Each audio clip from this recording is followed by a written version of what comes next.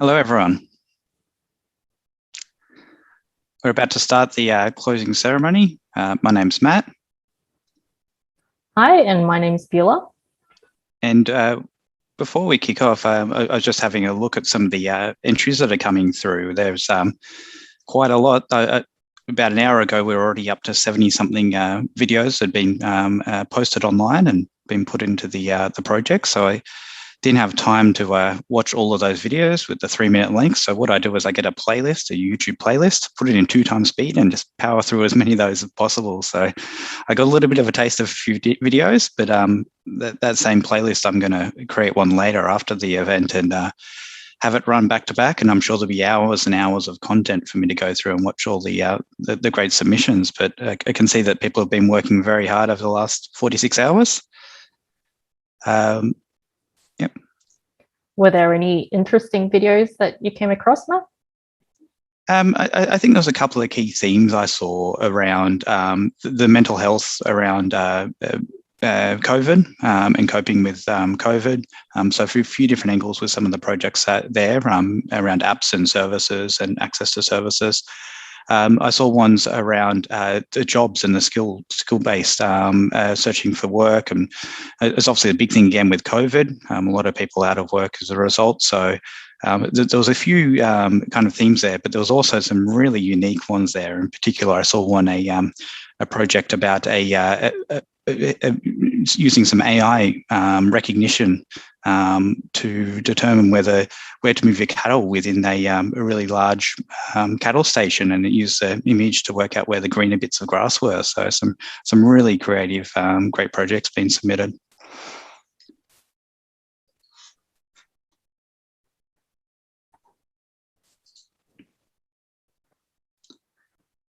Hi, so we'll introduce ourselves again. So my name is Beulah Jose. I'm the Digital Events Lead of GovHack, and we're joined by Matt Watt, the Deputy Chair and Secretary Director of GovHack. So before I begin, let's pause to reflect on the fact that we reside on lands of the world's oldest living civilization. I pay my respects to the Wurundjeri people of the Eastern Kulin Nation and the Cadigal people of the Eora Nation, the traditional custodians of the lands where we are streaming from. I acknowledge the traditional custodians of the various lands from where all of you are watching, and all Aboriginal and Torres Strait Islander peoples participating in GovHack. I pay my respects to elders past, present, and emerging, and celebrate the diversity of Aboriginal and Torres Strait Islander people and their ongoing cultures and connections to the lands and waters of Australia. So next, I'll give some feedback of the great things we saw happening this competition weekend. So first, we want to commend the resilience of all the competitors, particularly the digital competitors, and the awesome teamwork we saw. We also saw some interesting dress codes where some team members dressed in shorts and some team members also dressed in suits. And other interesting attires were bathrobes from the GovHack competition team. We're really pleased to see that both physical teams and digital teams have been really active on Slack and on Hackerspace, and the great participation by our mentors who have turned up both digitally and physically at our venues. The trivia last night was also a great hit. We had over 100 competitors, and we're also, again, really impressed with the engagement of the online events now that everyone's very used to connecting online. So currently, as Matt said before, there are a lot of videos from teams being uploaded online or that have been uploaded online. So that's really great to see. So we want to do a shout out to one of our events this year from the Moreton Bay Regional Council. So we want to do a shout out for the mentors who have been online all weekend. And 10 of the teams in the Moreton Bay region are students from the University of Sunshine Coast, and they managed to snag quite a few of the Uber Eats vouchers, which kept them happy and fed. So we had actually 80 plus participants in the Moreton Bay region event, which is great. As a foodie myself, we also really appreciate the food pictures being posted on Slack. So We want to thank the sponsors of GovHack 2021. So we'd like to thank our lead international sponsor, Infosys, for sponsoring GovHack for the 4th year in a row. We'd also like to thank our other international sponsors and partners, Confluent for funding all our Uber Eats for this year, and Slack, the platform that made all our connections possible. I'd also like to thank the Australian national sponsors, the Australian Bureau of Statistics, the Australian Taxation Office, the Australian Government Department of Education, Skills and Employment, and Telstra and Microsoft. I'd like to thank the Australian community partners, ARNet, Hackathons International, and Luma Institute. We'd also like to thank the New Zealand national sponsors, Proaxium, and Trimble, Smart Christchurch, Whanganui Partners, University of Canterbury Business School, Light and Vessel, and Whanganui District Emergency Management. We'd like to thank our region sponsors. So the ACT sponsors and partners are ACT Government. And for New South Wales, the New South Wales Department of Planning, Industry and Environment, and X15 Ventures. Our Queensland sponsors and partners are the Queensland Government, the Moreton Bay Regional Council, the University of Queensland, University of Sunshine Coast, Split, and AnyHub. Split Spaces, and AnyHub.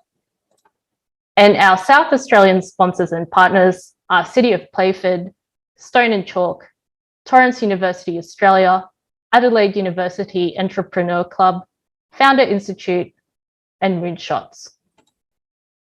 Our Tasmanian sponsors and partners are Tasmanian Government Department of Premier and Cabinet, City of Hobart, University of Tasmania, and WOTSO. And our Victorian sponsors and partners are Melbourne Water and the Victorian State Government Premier and Cabinet.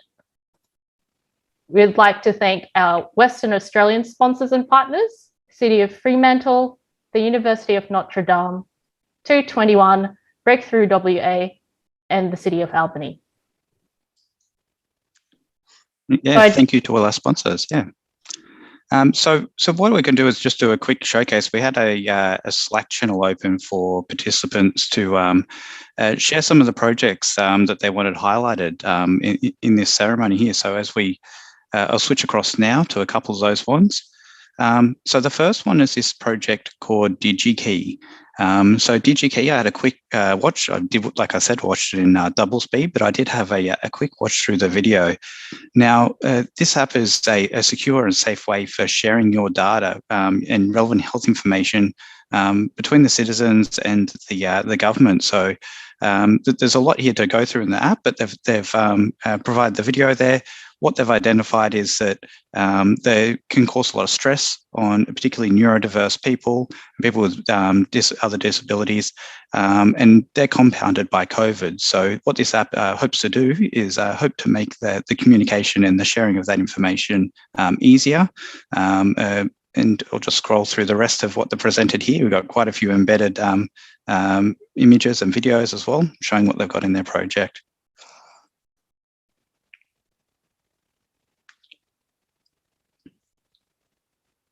There we go.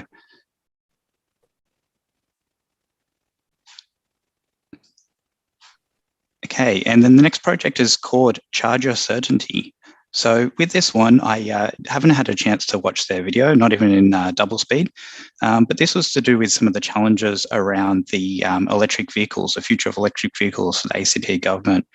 And what they've done is submitted a project which used for charging locations and other road and traffic data, the route information, depending on your remaining charge. So they've got some mapping data there and some other information encouraging the use of e-vehicles and battery cars. So that's awesome work there on that team.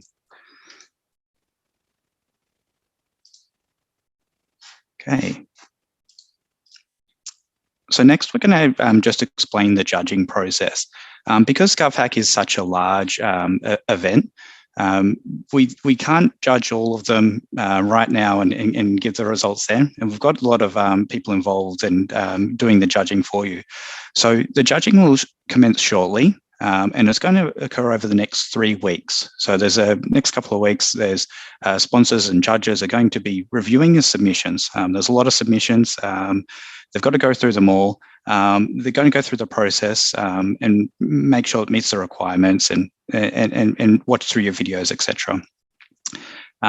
So what we need to do is make sure that all of the projects, your videos, any repositories, that they're all accessible for this judging period. But what you should also try to do is go that little bit further, try to go to our red carpet awards. So for the next couple of months, have those projects available. So hopefully some people got some credits for the Azure servers, or they've got some way of hosting it for the next couple of months, or those repositories are there. And maybe branching off them if you're going to be using something like GitHub and you want to do further development, branch off and keep that separate from your competition one.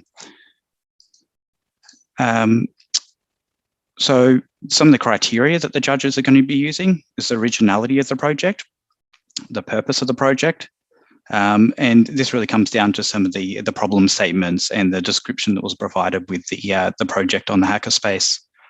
The quality and design of the project, including standard compliance. Now, it is just a proof of concept. It is put together in it is a proof of concept to put together in a short period of time. But with the project, if you can show the quality of the product and how that could work through this prototype, that'd be awesome. And that's the kind of things they'll be checking part of the judging process. The usability of the project and the documentation around it as well. So the documentation is key to it as well. So any supporting documentation that you had there, so the websites and what was provided on the hackerspace page as well. And then the relevance to the market and public relevance of the solution of what you have provided as part of your project. And then specific to the challenges, the general relevance, so for the nominated challenges, so you're able to choose multiple challenges. If you went and just ticked and chose a huge amount of challenges, just trying to throw your hat into each of them, you will be judged on the relevance to that specific challenge. So if you've built one that does cover a few, that's okay. But if you've just selected a few challenges that aren't actually specific to your challenge, then obviously you're not going to, even if it's a good idea, it's not relevant to that particular challenge you might have selected there. Then the specific eligibility. So there would have been some requirements on all of them. Obviously, the open data is one of them, but they might have actually specified additional data sets that they'd like you to use, or things that you'd like to achieve as part of that challenge. All right, so the next part of the judging is something we call the people's choice. And this is you're the judges for this one. So anyone on a team who has submitted a project is able to partake in the judging of the challenge of the projects that have been submitted. So it starts at mid next week and it's open for 3 weeks. So it's through our hackerspace, and we'll provide you the instructions for it. But you go into the hackerspace and you click through, and you have to fill out a card and judge on each of the your peers' projects. And what this is it's not about a specific challenge. This is across the whole array of projects, and you can go through. It's a chance to actually look at them yourself and watch some of the videos and see what other people have done there. But yeah, this is a people choice one, and so there will be a winner for that one as well. And again, with the same criteria, the general relevance and specific eligibility for that one, again, with the data use, etc. Those are the kind of things that you'd be asked to judge on with the card when you're completing the People's Choice nomination cards for each of your peers' teams. So regarding to the photos that have been taken as part of the events, and I understand we've both got a mix of virtual and we had a few physical events. What we encourage you to do is to tag it with GovHack if on social media, so whichever social media platform you're on. If you want to tag them with GovHack so we can share and spread, put a link into your project as well and share that the video link so your friends and family can see what you've produced over the weekend, and tag them with GovHack as well. and any videos that you've taken. It might be working from home on your project, or it might be the pictures of your Zoom calls. And then further, if you want to be the face of GovHack 2021, so we use the videos for future use on our website and for next year's event when we're making some of our videos, or you want to showcase your work, what you can do is you can provide your images to us under a CC BY license to the URL on the screen now, the govhack.org/photos-2021. And you can go there and supply your photos and view other ones that have been shared. There's another mini challenge that was running inside of GovHack as well, which was these life hacks ones. This is still running for a couple more hours. The instructions are on your screen. There's 10 winners that have the most innovative life hacks, and they can win some hampers from a sponsor Infosys from that one. So instructions on your screen, that's still open for a couple more hours. So complete them. Use the hashtag that they've got there, GovHack with Infosys, and you can be eligible to win that one. Now, awards process. So we talked about the judging, but what's next? When are the awards? The awards take place during October. So at the moment, the physical events are pending. It's a bit early. We're not sure. We would love to have some physical events for the awards nights, particularly in some of the areas where they were in lockdown and weren't able to have physical events this year for the competition. That would be great if we could actually get together and get some merch out as well and stuff. So we'll confirm that. We'll share the email with an update and information about that. And we'll have updates through Slack and on our GovHack website about that as well.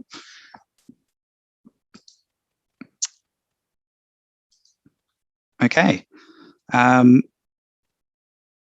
So what we're going to organise next is that there will be some sessions for each of the regions. So you would have been part of a state or territory, or potentially country region.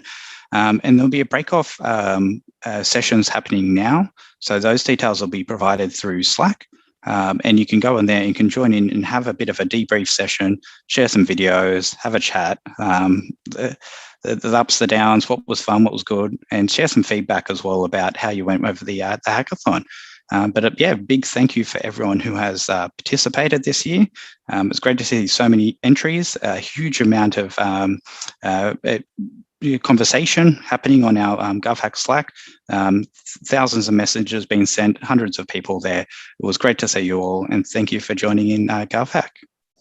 And goodbye.